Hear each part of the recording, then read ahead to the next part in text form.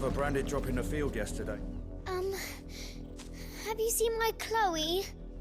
I let her out of her pen while I did my chores, but she hasn't come back yet. I think she's lost. Please, can you help me look for her?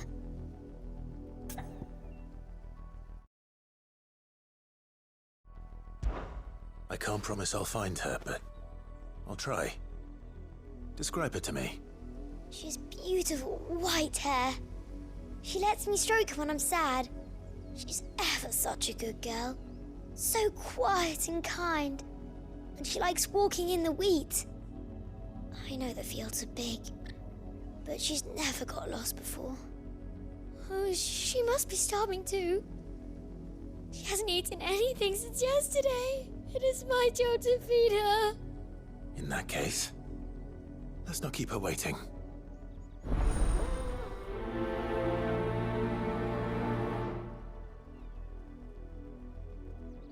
That's a lot of field to search. With a little luck, someone might have seen her.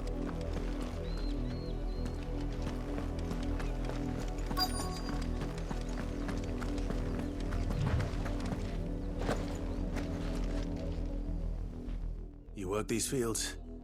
I need to ask you something. A branded. And an outsider at that, judging by the lack of manners. Why should I help you, eh? You tell me that. Because a girl from the village asked me to find her pet, Chloe. Have you seen her? Chloe, is it? Oh, little Lisette's plaything. Last I saw, the filthy creature was sniffing about the windmill. That girl's old enough to know she should tie her pet up when she's finished playing with it. The windmill. Off with you now. I won't have idle branded underfoot.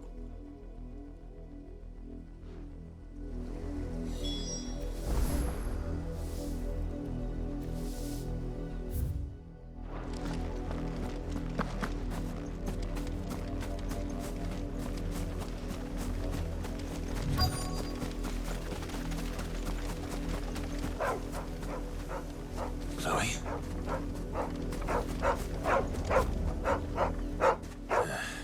More brown than white. You're not Chloe, are you, girl? Is that someone napping on the job? I hope they don't mind the interruption.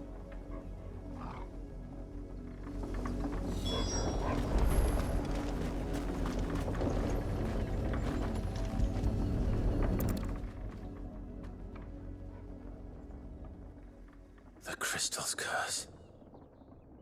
Chloe, I was calling you. Didn't you hear me? What? Get up now. You've slept long enough. It's time to go home. Chloe? Why did you already turn into a rock? I only made you do a bit of magic. You knew you were my favourite. None of the other Chloes had pretty hair. It could be months before Dad gives me another one. I have to wait until they're too tired to work anymore. Is that all she was to you? A plaything? Do you really not care that she's dead? She's not dead. She's a rock. That? The crystal's curse? That's just how she died. And now she's gone forever. Giving another bearer her name won't change that. No, don't say that. It's true. And without that brand, she would have been just another girl. Somebody's daughter. Just like you. But Dad said bearers don't have parents. They do. Parents that give them away.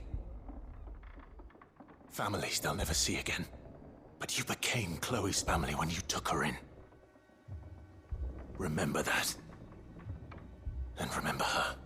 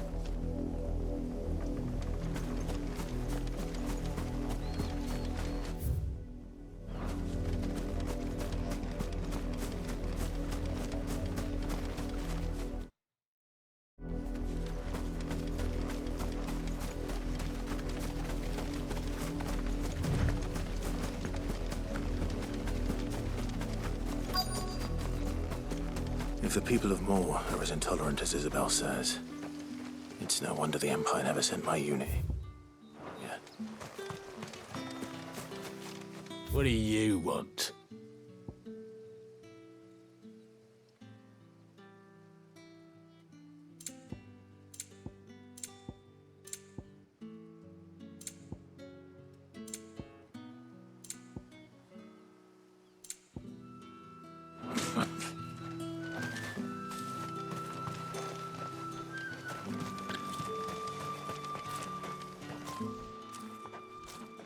Are you Bertrand? The dame sent me. Sounds about right. Only time I hear from her is when she wants something. Well, go on then. What is it? One of her courtesans has gone missing, and I need to find her. A soldier who may have information on her whereabouts is rumored to have come here to meet with a trader. Many traders stop to peddle their wares on their way to the capital, but only one's been seen quarreling with a soldier.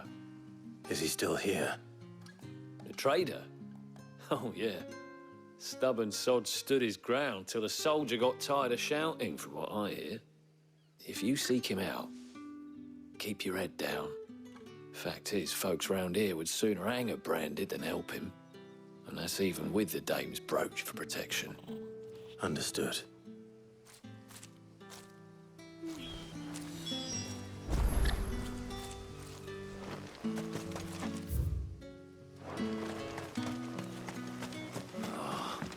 We weren't expecting any new branded until the new moon. You don't think he's a dessert? What's this? A branded? Where's your master? Must I call for a constable? I come to you from Northreach, at the behest of the dame. Perhaps you've heard of her. Why, of course I have. I am the good lady's servant. What is it that she requires of me? Rumor has it you were seen arguing with a soldier some few days ago. A soldier with a scar over his eye. Yes, that's right. He had a comb which he claimed was an antique. Said he wanted to trade it for a newer one.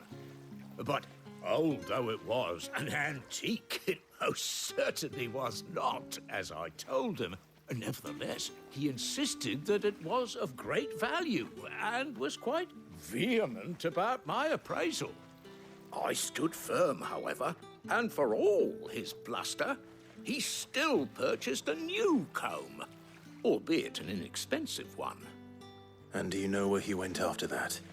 My customers aren't usually in the habit of telling me whither they are bound, but as it happens, this one did. Yonder ruins, strange as it may sound. My thanks. Not at all. I would do anything for the dame. Anything. Be sure and tell her, won't you, that I was helpful. I mean, most helpful.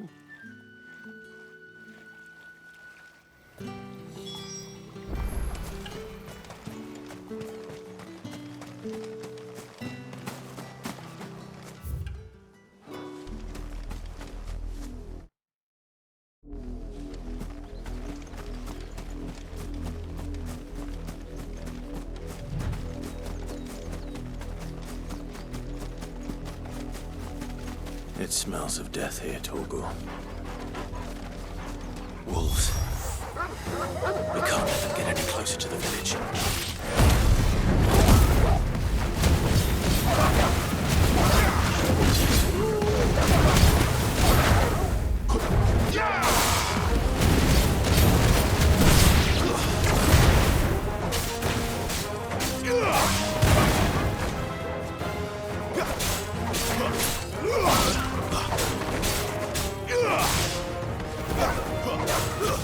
That's enough.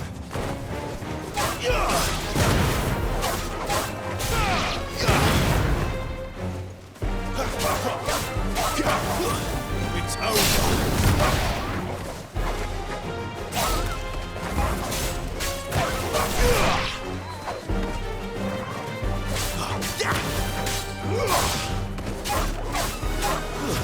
That's enough.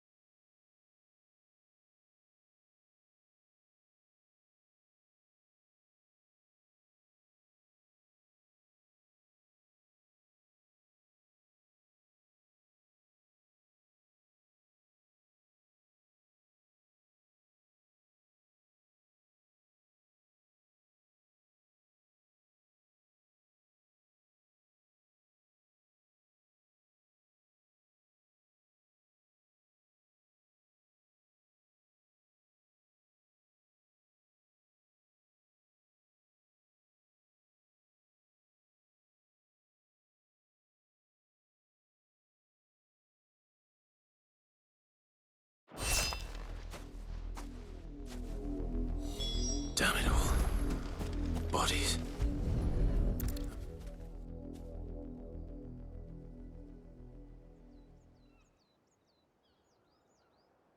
Well, the wolves have been busy.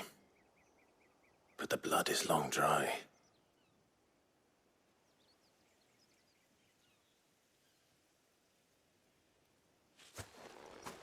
So it is you, Tatienne.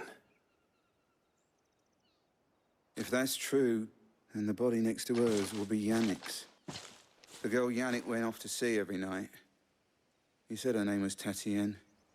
You. Did you follow me? Now, why would I do that? Unless you think I'd have good reason to. But no. I was sent to find Yannick. By the looks of things, I have. We both found who we were searching for. Nah, he was a jealous sod. Couldn't stand the thought of his woman with someone else. Then one day he sees her with a new comb. Thinks she's got herself a new gallant. Tells the garrison he's gonna find the man and kill him. We know it's all talk, but then he disappears off to Moor for some dealings and doesn't come back. If you mean this comb, it was a gift from the dame. If only Yannick had bothered to ask, eh? He might not be rotting on a hill. I think he meant to ask her something else. He stole the old comb and bought her a new one in the hope they'd wed. Wed?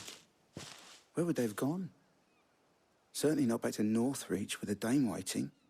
And we all know what happens to deserters. Tell the dame I'm sorry for her loss. When the lads come to collect Yannick's body, I'll see that Tatienne is delivered to the Vale. Is that wise?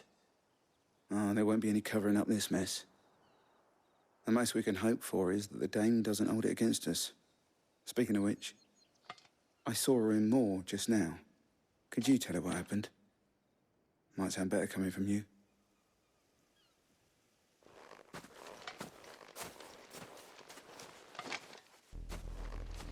I need to tell Isabel. Perhaps the comb will give her something to remember Tatienne by.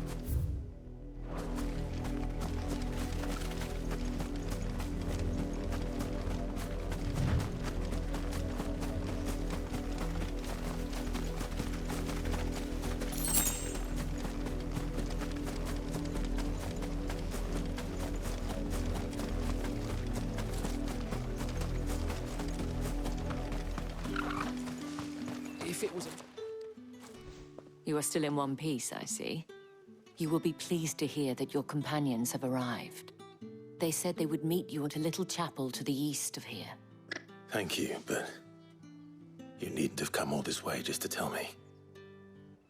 I was on my way to see you.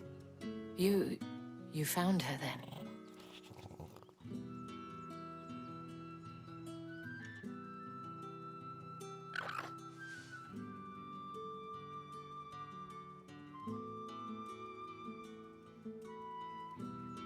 I see.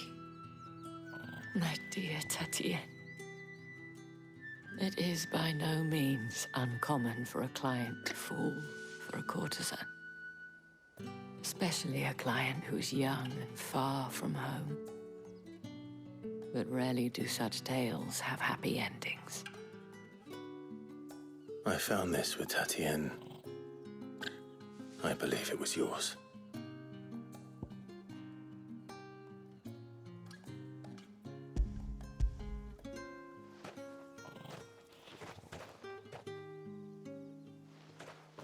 Thank you for returning it. I shall see that it has a place on her pyre.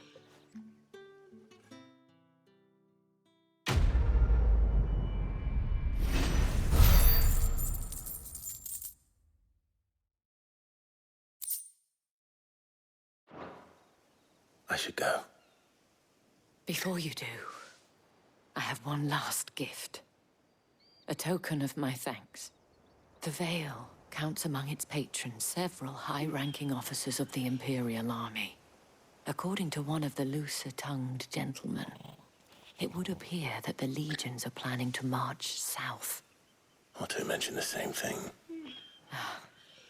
But did he mention that it was all of the legions? This is no mere skirmish. Were I to guess, I'd say the Emperor planned to abandon the capital. But that couldn't possibly be true now, could it? Take care, Clive. I will. And thank you again.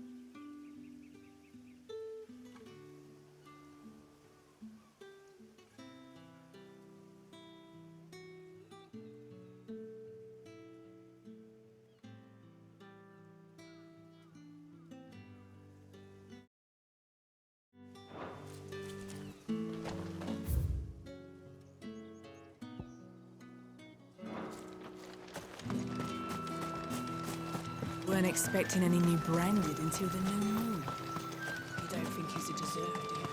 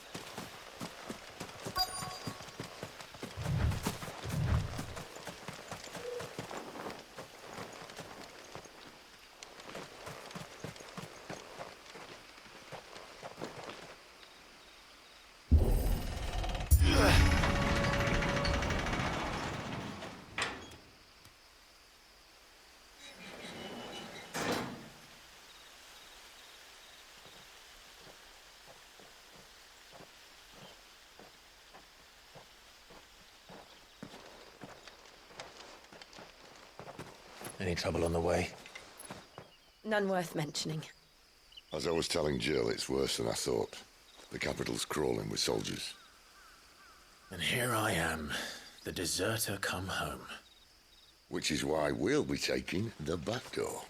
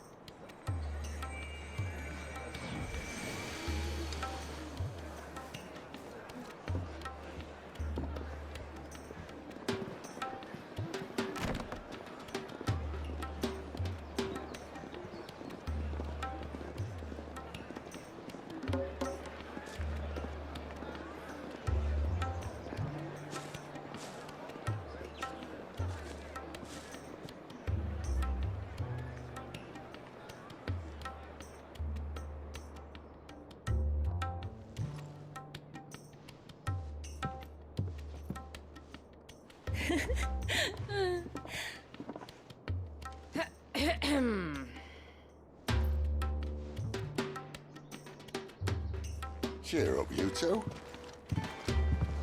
Can't think of a safer place in the Empire than a...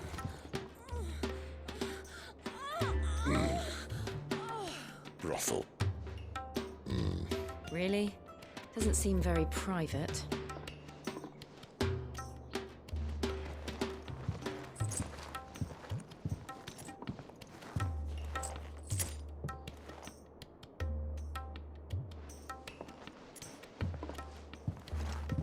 So then, how do we proceed? We'll be using the glass gate. Tonight, just after sunset. Where the shards are loaded for transport. That is one of the most heavily guarded points in all of Sambrek. But not the most, which is a start. Besides, I know a shortcut straight to the heart. A shortcut. And how exactly did you come to know about this fatal chink in the Empire's armor? Let's just say I may have attempted something similar before. And may have ended up running for dear life after being discovered by Bahamut, but that's not important. Sid, if the Mother Crystals truly are the cause of the Blight... If? You wound me, Jill. What I'm trying to say is, if the powers that be know all of this, why do they sit idle and allow it to continue? In case you haven't noticed, the God-fearing people of this realm and their pious leaders care for but one thing, themselves. And they'll do whatever it takes to hold on to power. The rest of us are just a means to an end. The moment you raise your voice against them, you're decried as an outlaw, clapped in irons and slung in a cell to rot. An outlaw. Whoever controls the crystals controls the realm. But our kind can wield magic without them. To our rulers, we must seem the most convenient of tools, and the most dangerous. But what makes them think they have the right to use us? To leave us to die when our bodies are spent? Does a nobleman weep for a broken mug? A torn tunic? Our fate means nothing to them. No, this isn't a battle you can win with words. Believe me, I've tried, but nothing ever gets through. The world is simply not ready to listen. So to hell with talking. If they won't give us a say, we'll decide our fates another way. You can't blame a man for wanting to bring an end to all this, can you? I can't. But what of all the people you mean to rob of their comforts? Are you happy for them to call you outlaw? Sid the Outlaw. Aye, that'll do me. You might at least pretend to take this seriously. Have a little faith, Jill. Even if you don't think much of my choice of digs. If it means my deeds will be remembered, I'll gladly play the role of villain.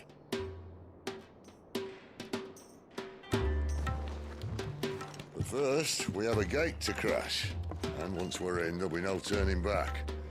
So you best make ready. The world won't save itself.